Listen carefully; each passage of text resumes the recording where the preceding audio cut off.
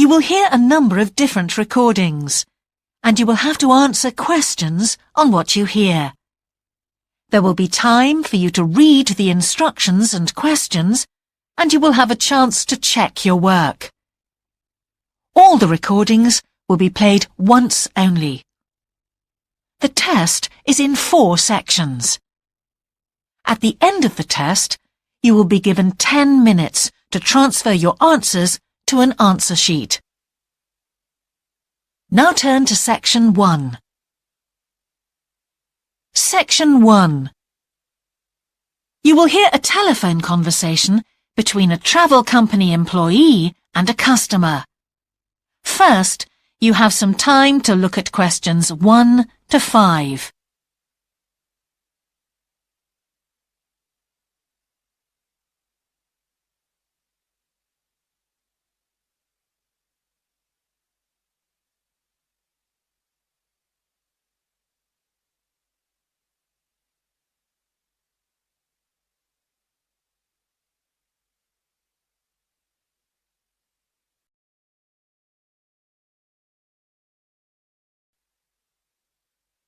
Now we shall begin.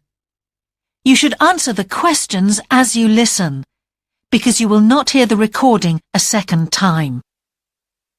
Listen carefully and answer questions 1 to 5. Greek Island Holidays, can I help you? Yes, I hope so. I have a friend who's just come back from Corfu, and she's recommended some apartments in Arillis. She thought they might be on your list. Arillis, let me see. Can you give me the names? Yes, the first's Rose Garden Apartments. I'd like to go with another friend in the last week of October. Well, we've got a lovely studio flat available at that time. I'm sure you'd enjoy the entertainment programme there too, with Greek dancing in the restaurant. And the cost for each of us?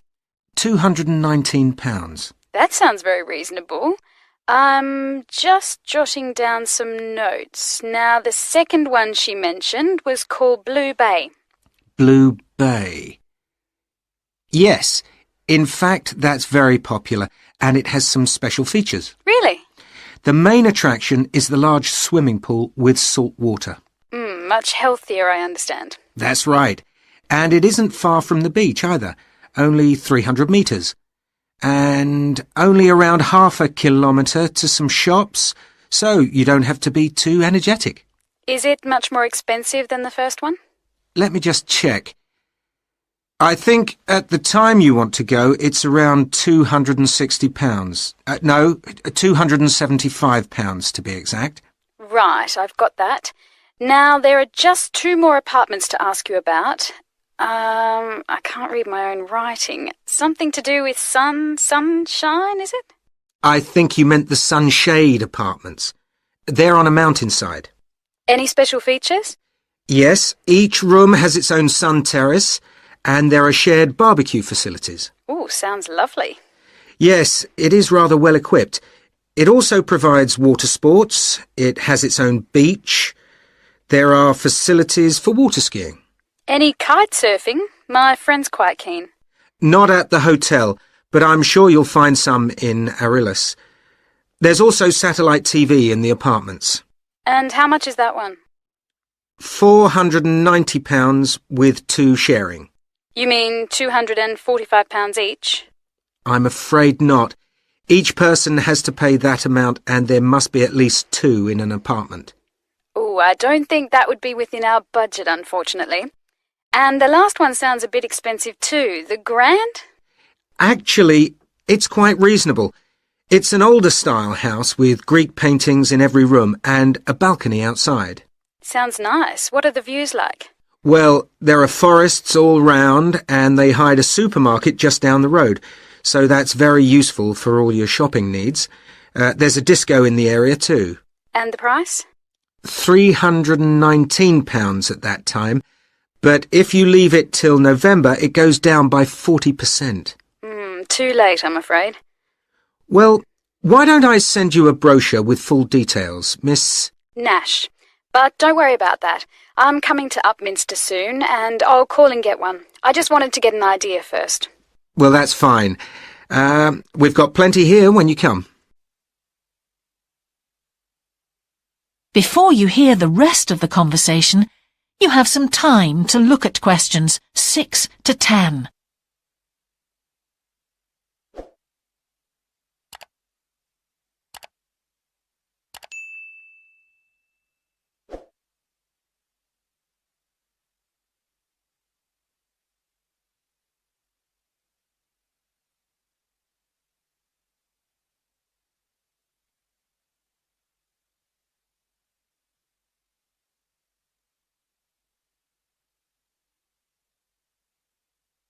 Now listen and answer questions 6 to 10.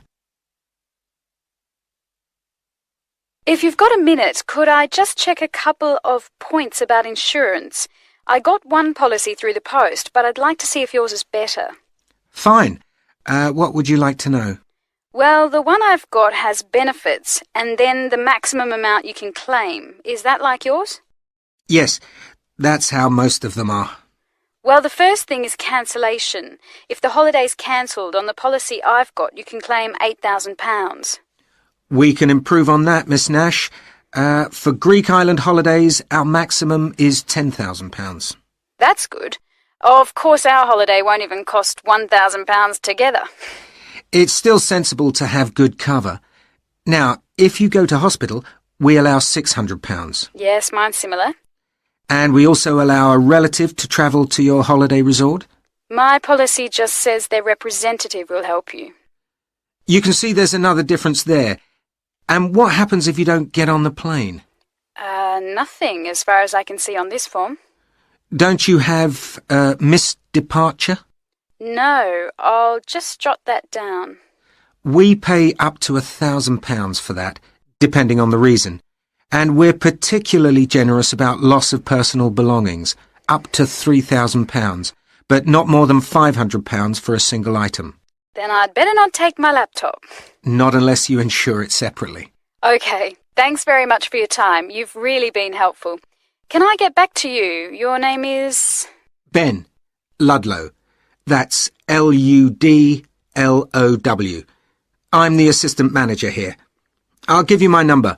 It's 081 260 543 216.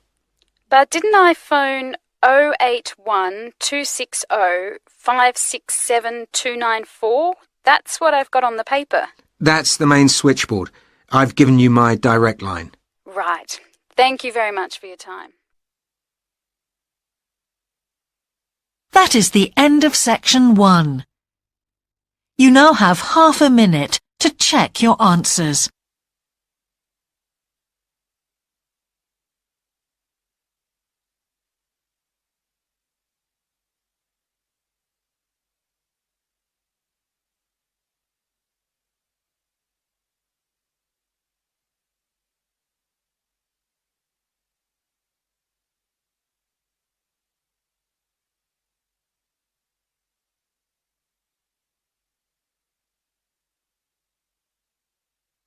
Now turn to section 2.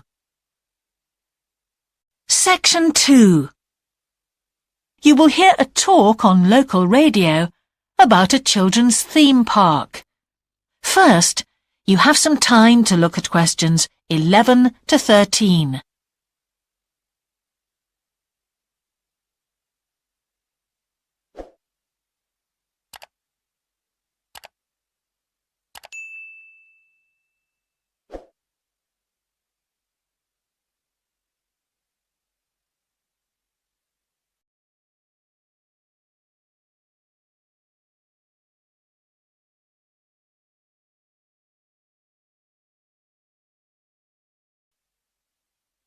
Now listen carefully and answer questions 11 to 13.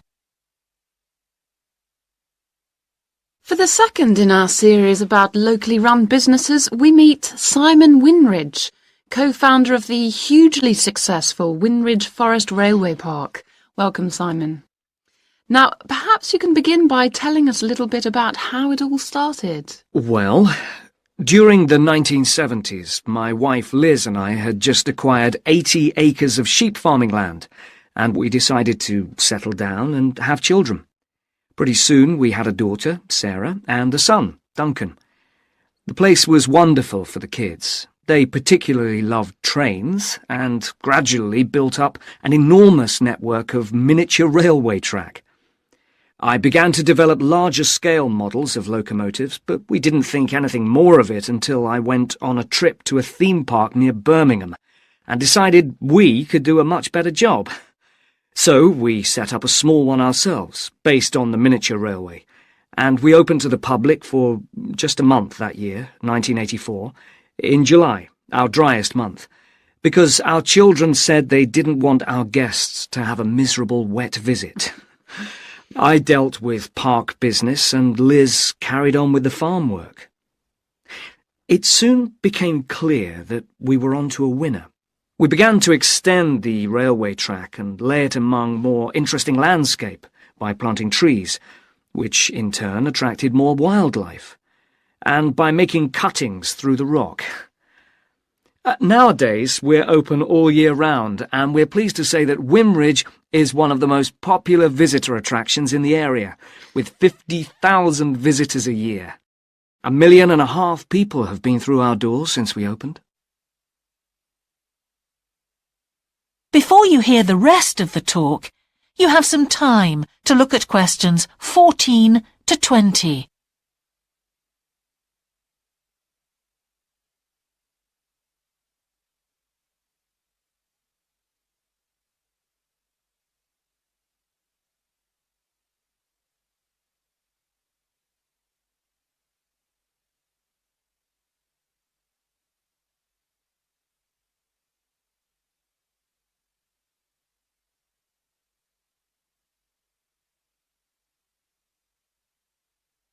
Now listen and answer questions 14 to 20.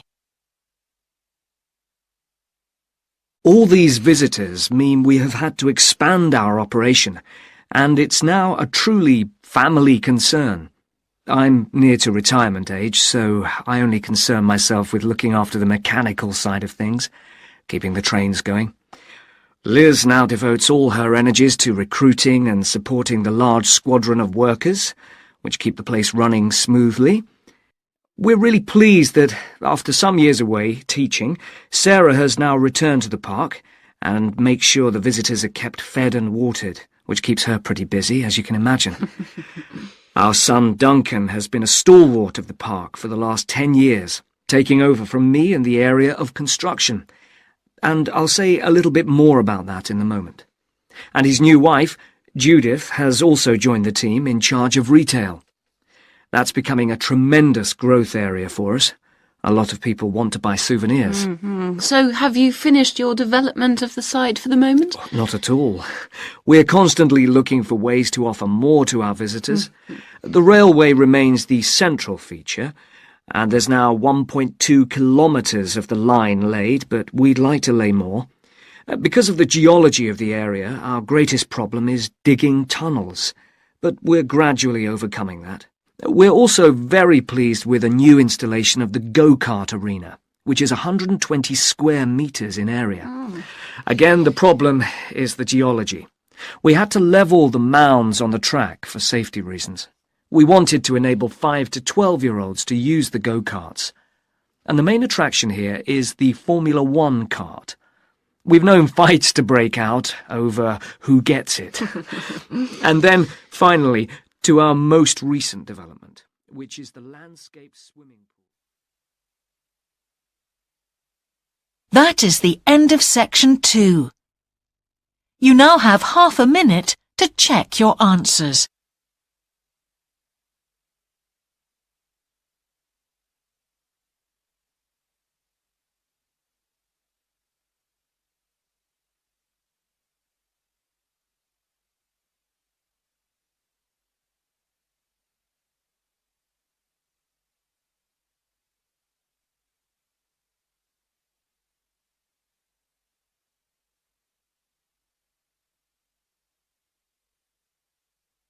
Now turn to Section 3.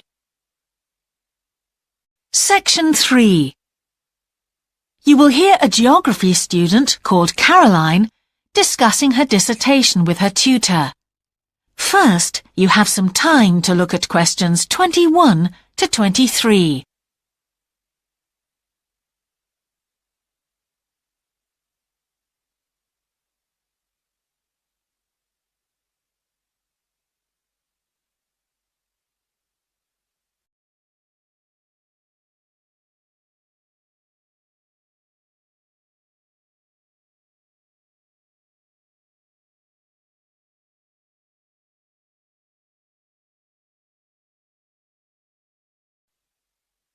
Now listen carefully and answer questions 21 to 23. Ah, Caroline. Come on in, sit down. Thanks. So how's the dissertation planning going? Well, Dr. Shulman, I'm still having a lot of trouble deciding on a title. Well, that's perfectly normal at this stage. And this is what your tutorials will help you to do. Right. What we'll do is jot down some points that might help you in your decision. First of all, you have chosen your general topic area, haven't you? Yes, it's the fishing industry. Oh, yes, that was one of the areas you mentioned. Now, what aspects of the course are you good at? Well, I think I'm coping well with statistics, and I'm never bored by it. Good. Anything else? Well, I found computer modelling fascinating. I have no problem following what's being taught, whereas quite a few of my classmates find it difficult. Well, that's very good. Do you think these might be areas you could bring into your dissertation? Oh, yes, if possible. It's just that I'm having difficulty thinking how I can do that. You see, I feel I don't have sufficient background information. I see. Well, do you take notes? I'm very weak at note-taking. My teachers always used to say that. Well, I think you really need to work on these weaknesses before you go any further. What do you suggest? Before you hear the rest of the tutorial, you have some time to look at questions 24 to 30.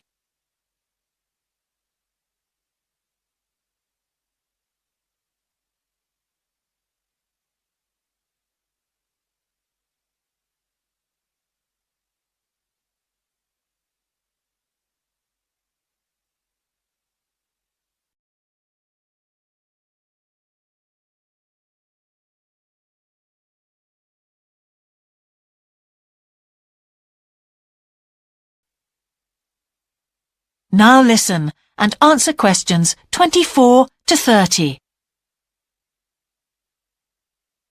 Well, I can go through the possible strategies with you and let you decide where to go from there. Okay, thanks. Well, some people find it helpful to organize peer group discussions. You know, each week a different person studies a different topic and shares it with the group. Oh, right. It really helps build confidence. Yeah. You know, having to present something to others. I can see that. The drawback is that everyone in the group seems to share the same ideas. They keep being repeated in all the dissertations. Okay. You could also try a service called Student Support. It's designed to give you a structured program over a number of weeks to develop your skills. Sounds good. Yes. Unfortunately, there are only a few places. Ah. But it's worth looking into. Yes, of course. I know I've got to work on my study skills. And then there are several study skills books you can consult. Right. They'll be a good source of reference. But the problem is, they are sometimes too general. Yes, that's what I've found.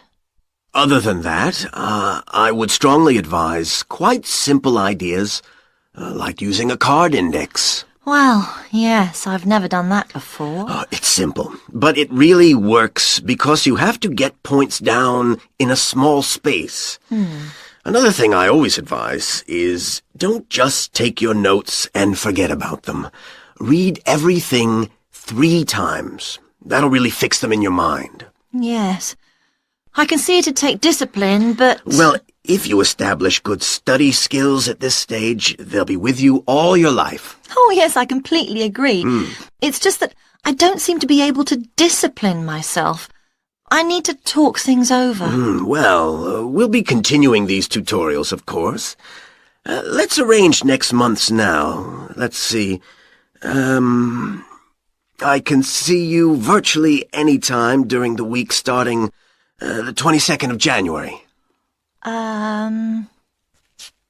What about the 24th? I'm free in the afternoon. Sorry, I'm booked then. What about the following day? The Thursday? Yeah? I can make the morning. Fine. We'll go for the 25th then. That's great. Thanks. That is the end of section 3. You now have half a minute to check your answers.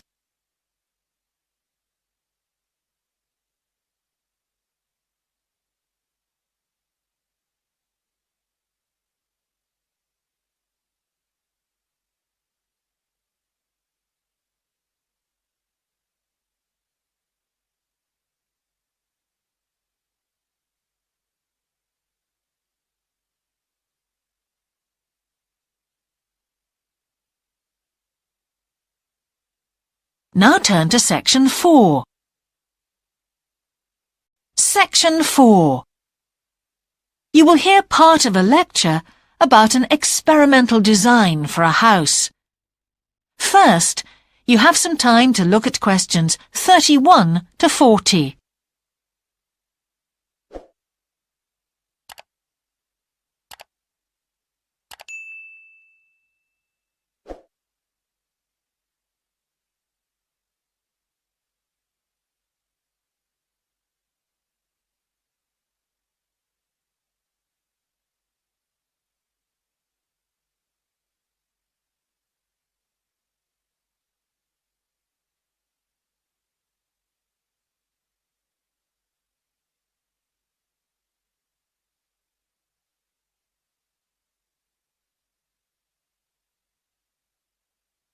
Now listen carefully and answer questions 31 to 40. Good morning. In the last few lectures, I've been talking about the history of domestic building construction. But today, I want to begin looking at some contemporary experimental designs for housing. So, I'm going to start with a house which is constructed more or less under the ground. And one of the interesting things about this project is that the owners, both professionals but not architects, wanted to be closely involved, so they decided to manage the project themselves. Their chief aim was to create somewhere that was as environmentally friendly as possible. But at the same time, they wanted to live somewhere peaceful. They'd both grown up in a rural area and disliked urban life. So the first thing they did was to look for a site, and they found a disused stone quarry in a beautiful area. The price was relatively low, and they liked the idea of recycling the land, as it were. As it was, the quarry was an ugly blot on the landscape, and it wasn't productive any longer either.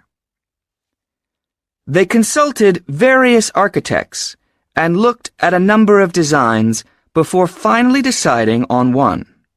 As I've said, it was a design for a sort of underground house, and it was built into the earth itself, with 2 stories. The north, east, and west sides were set in the earth, and only the sloping south-facing side was exposed to the light. That was made of a double layer of very strong glass.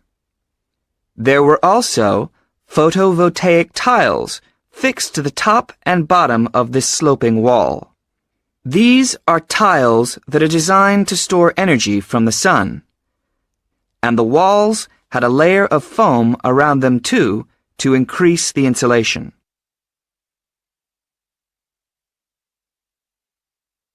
Now, what is of interest to us about this project is the features which make the building energy efficient. Sunlight floods in through the glass wall, and to maximize it, there are lots of mirrors and windows inside the house. That helps to spread the light around. So that's the first thing. Light is utilized as fully as possible. In addition, the special tiles on the outside convert energy from the sun and generate some of the house's electricity. In fact, and it is possible that in future the house may even generate an electricity surplus, and that the owners will be able to sell some to the national grid. As well as that, wherever possible, recycled materials have been used. For example, the floors are made of reclaimed wood, and the owners haven't bought a single item of new furniture. They just kept what they already had. And then there's the system for dealing with the waste produced in the house. This is dealt with organically. It's purified by being filtered through reed beds which have been planted for that purpose in the garden. So the occupants of the house won't pollute the land or use any damaging chemicals. It's true that the actual construction of the house was harmful to the environment, mainly because they had to use massive amounts of concrete, one of the biggest sources of carbon dioxide in manufacturing. And, as you know, this is very damaging to the environment. In total, the house construction has released 70 tons of carbon dioxide into the air.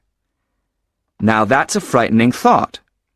However, once the initial debt has been cleared, and it's been calculated that this will only take 15 years, this underground house won't cost anything, environmentally I mean, because unlike ordinary houses, it is run in a way that is completely environmentally friendly.